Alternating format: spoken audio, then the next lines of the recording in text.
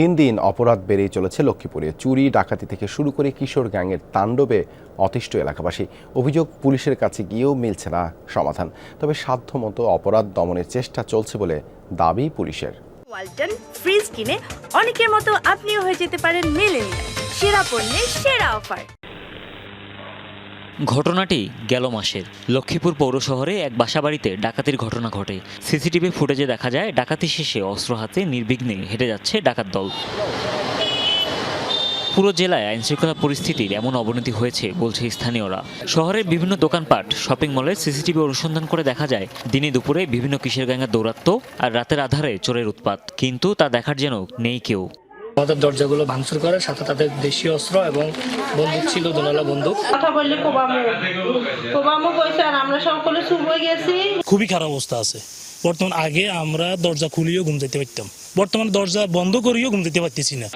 দিন দিন বেপরোয়া হয়ে উঠছে এসব অপরাধীরা। গৃহস্থের সম্বল থেকে শুরু করে ব্যবসায়ীদের জানমাল, নিরাপত্তা নেই কোনো কিছুর। এতে উদ্বেগ উৎকণ্ঠায় সাধারণ মানুষ।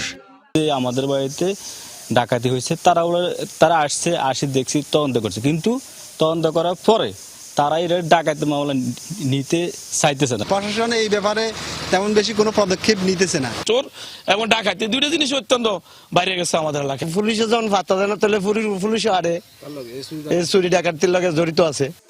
নগর পড়লে দেবালয় এড়ায় না। জেলা জুড়ে যখন এই অবস্থা, তখন নিরাপদ নয় জনপ্রতিনিধিরাও। আইন শৃঙ্খলা পরিস্থিতি জোরদারের তাগিদ সংসদ সদস্যের।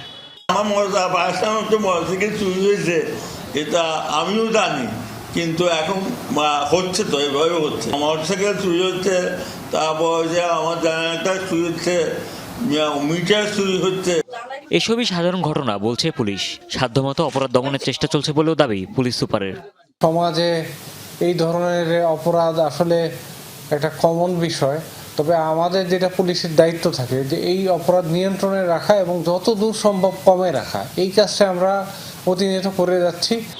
গত বছরের অক্টোবর থেকে ডিসেম্বর পর্যন্ত পুরো লক্ষ্মীপুরে চুরির মামলা হয়েছিল 55টি। তবে চলতি বছর এপ্রিল পর্যন্ত প্রায় দ্বিগুণ হয়েছে এই সংখ্যা। যদিও স্থানীয়দের দাবি অপরাধ সংগঠিত হয়েছে আরও কয়েক গুণ বেশি। হুমায়ুন রশিদ, যমুনা নিউজ।